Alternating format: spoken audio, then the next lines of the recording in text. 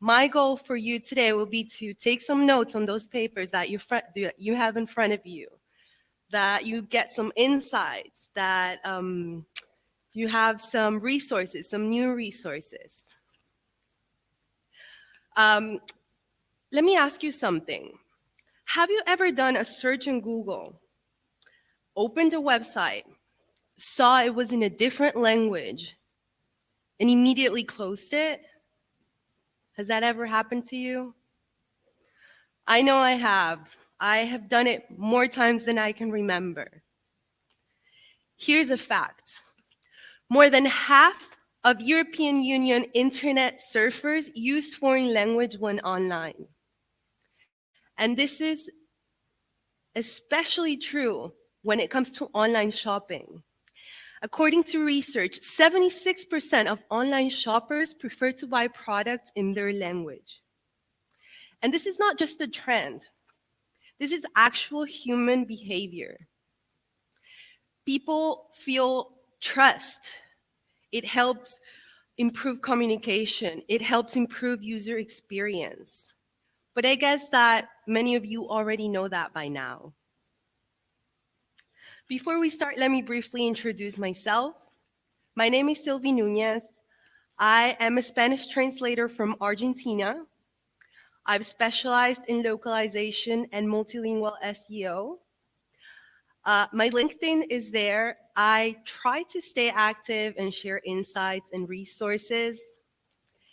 And I am also co-owner of Optimational. We are a localization and multilingual SEO company from Estonia.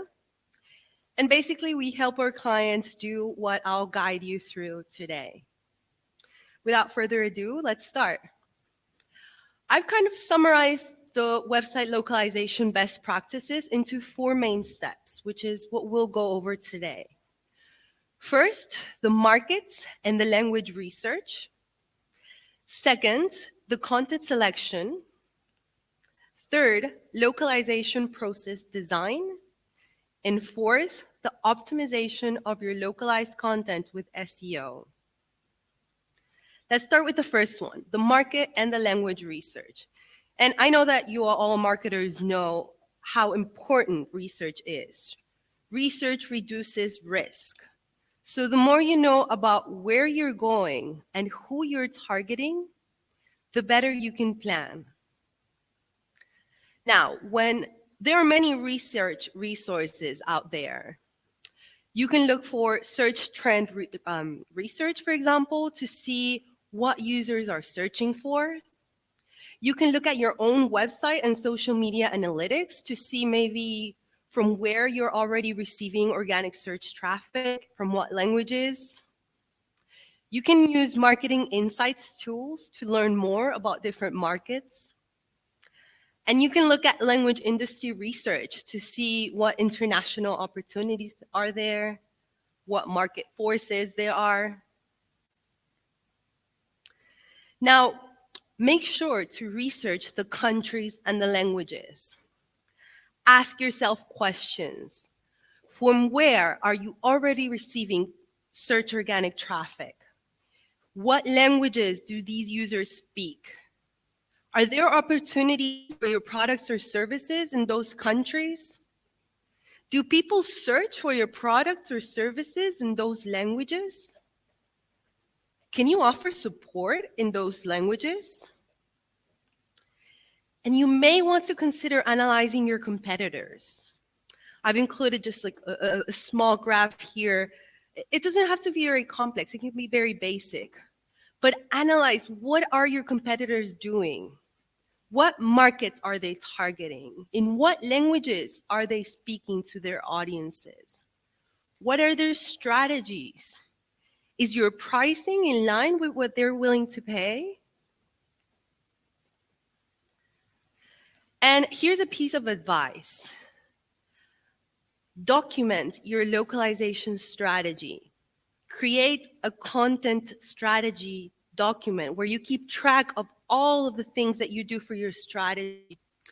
This will help you optimize your documents, improve it, and have a better strategy, better results over time. Now, I've included a link to the resources section of our website. We have a free template there that we often use with our clients, so you can download it from there. There are also many resources online. Okay, let's move on to the second step, selecting the content. And now, I know that everyone wants to translate their website fully. It's ideal. Everyone, yes. However, two things that we have to bear in mind.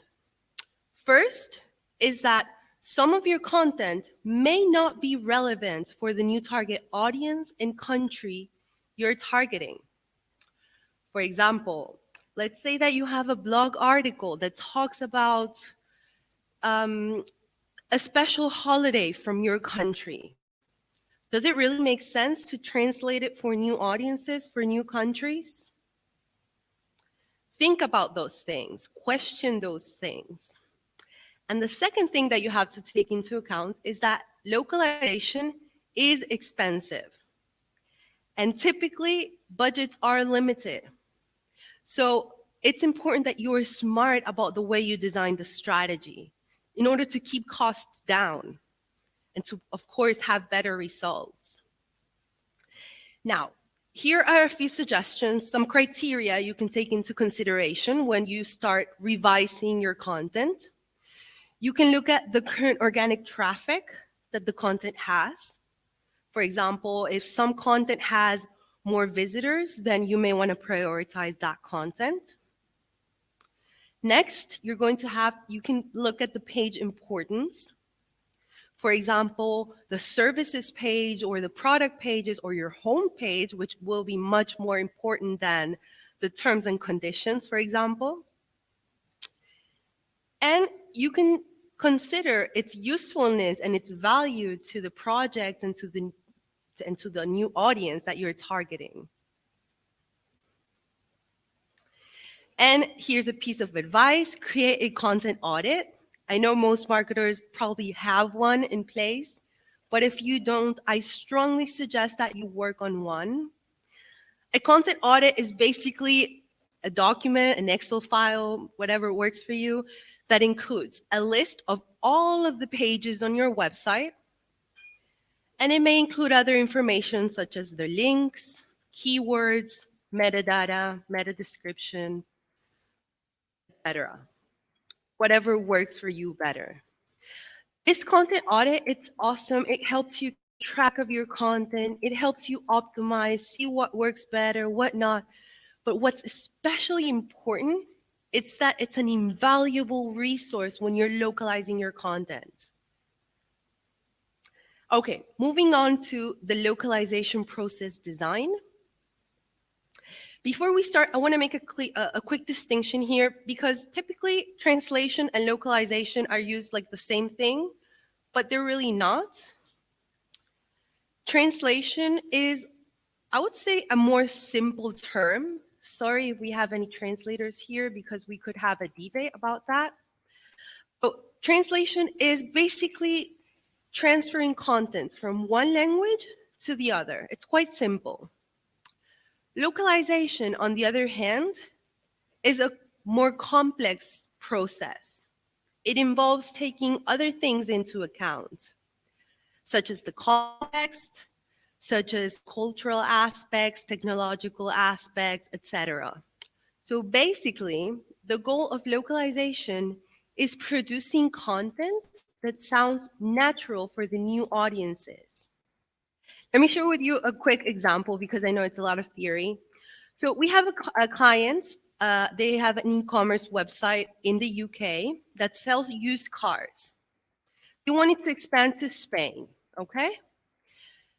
So basically they wanted to translate their articles, which included descriptions of cars, characteristics, images of cars.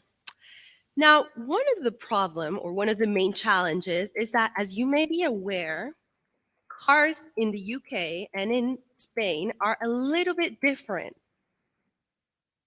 And not only in terms of the characteristics per se of the car, but also differences in terms of currencies, in terms of units of measurements, to name a few. So imagine Imagine that your friend from Barcelona wants to buy a car. So your friend, she goes to the website, she searches on Google, buy used car, she enters into the website, and she finds the perfect car. When she opens the car, she sees an image with the steering wheel on the other side and with the price in pounds. Do you think your friend is going to buy? I think that probably they may want to close and go to your competitor's site. And well, this is an example of a very high degree of localization, but I hope it helps to make the point clear. Okay, so now going back to the localization process, the first process is to determine what will be your workflow. How will you localize or how will you translate your content? These are the two most typical workflows for localization and for translation. Let's look at the first one. As you can see, it's a little bit more complex. It involves two linguists. The first linguist will be in charge of translating or localizing the content, and the second one of proofreading it. It's very similar to copywriting. And then we have a third QA step, which is kind of like optional or ideal, which basically consists of checking the translations in the website.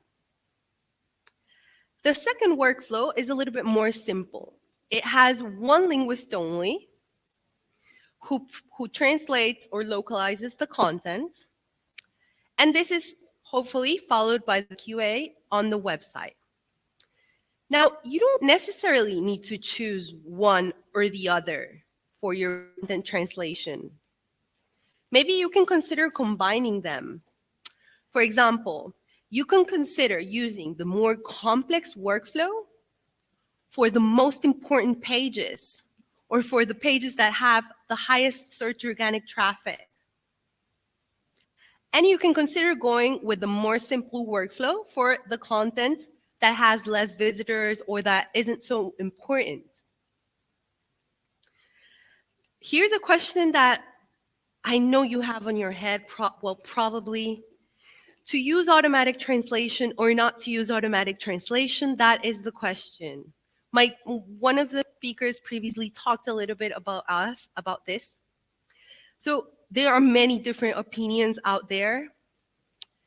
The problem with machine translation is that even though the results are awesome, there have been so many advances, the results are not perfect. The machine translation has errors, and those errors will be associated with your brand.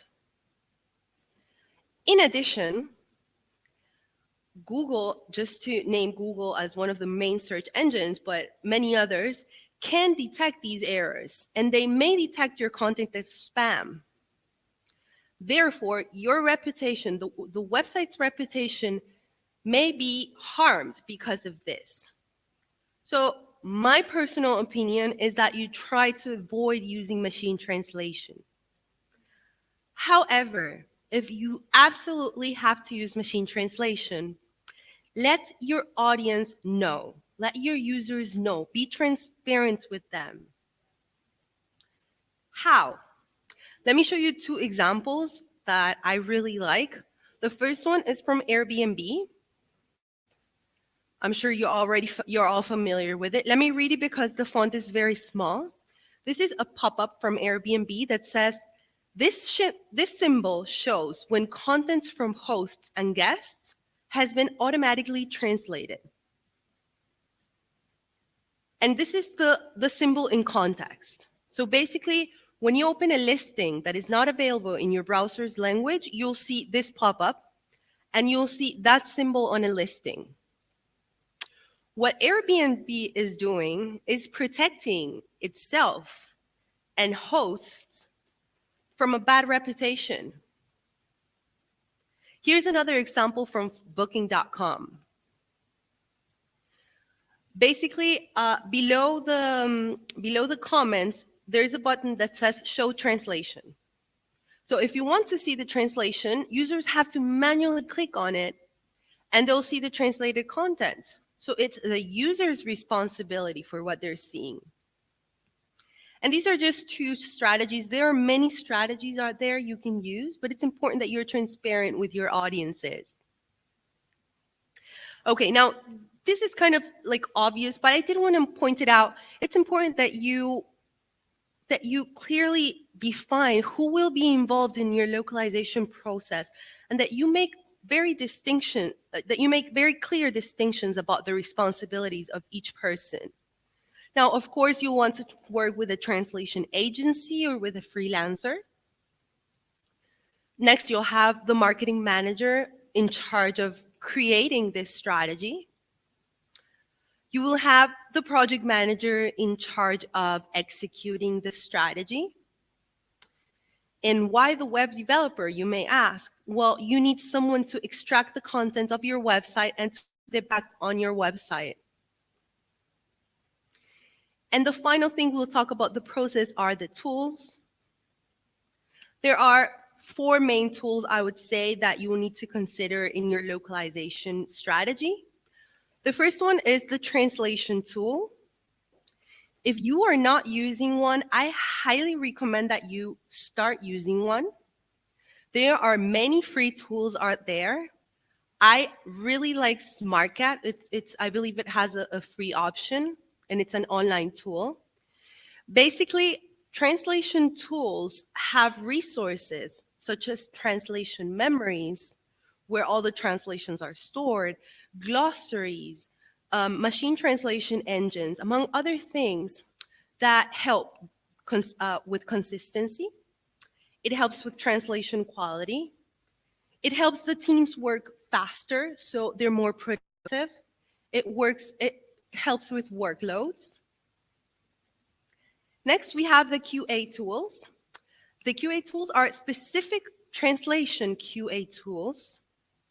Many translation tools already have this feature integrated, but there are also external tools that help improve the quality even better, especially if you work with code, for example, when translating websites, or if you have issues with punctuation, with tags. They're very helpful. Next, we have the SEO tools. If you decide to optimize your localizations with SEO, you're going to have to take them into account. And finally, the CMS. You may or may not know that there are many plugins or integrations that allow the connection between the translation tool and the CMS. They are great because basically you click on send content for translation on Shopify, WordPress, whatever your CMS is. You receive it on the translation tool, and once the translator finishes, they send it back to the CMS. So it basically helps save a lot of time. Your developer will definitely like that. So consider an integration. And finally, this is my favorite topic. Unfortunately, I would love to expand so much more, but I have limited time, so I'll do my best. But it's optimizing the localized content with SEO. Now, maybe you know this face. I love him. He's my go-to, together with HubSpot. This is Neil Patel, one of the marketing gurus, in my opinion. He said, SEO is a marketing channel that enables small businesses to compete with the big boys. And it's not different when it comes to international SEO. So English markets are so exploited. Everyone has their websites in English, but not in other languages. Therefore, if you translate your content and if you optimize it with SEO, you have a lot of chances of being at the top of search engines, of competing for short-term keywords. Now, first recommendation is that you speak to users in their language. We've kind of already talked about this, but in addition to localization, there are other strategies such as copywriting, so creating content specifically tailored for the new markets. You have subtitling, which it has been showing excellent results because of the importance that video content has been having on search engines. You have transcription. There are many resources out there, but make sure that you speak to your audiences in their language. Next, conduct keyword research for each specific country. Unfortunately, simply translating your keywords is not enough. You have to conduct keyword research for each country because user behavior changes from one country to the other. Next, translate website attributes. So the title, the URL, the descriptions, the alternative text, make sure that you translate these attributes. And of course, make sure that you incorporate the keywords that you've researched on your content, just like you would do on your English strategy. Next and last, obtain local backlinks. So backlinks, I don't know about you, but I definitely don't like backlinks so much, but it's so important. So make sure that you obtain local backlinks. You can use local business directories such as Yelp, Google My Business, Bing. You can use social media such as LinkedIn, Facebook. You can use industry-specific directories such as G2 or Capterra. You can use local news sites or forums such as Quora, for example. Oh, sorry, that wasn't the last one. This one is. Make sure that you update your internal and your external links. So your internal links, you want to make sure that they redirect to the translated versions. And for the external links, you want to make sure that they redirect to local websites and to websites that contain content in this new language that you're targeting. And with this, I've finished my presentation. Just a quick recap of what we've talked about today. Make sure that you research the market and the language. Be smart and careful when selecting what content you'll be localizing. Design a localization process that specifically adapts to your company, and optimize the content with SEO. And my last piece of advice is that you evaluate the results. That, after 3, 4, 5 months, that you check the strategy, see what's working, see what's not, adjust and improve. This will help optimize your budget and give you a better result. Thank you so much. This has been all.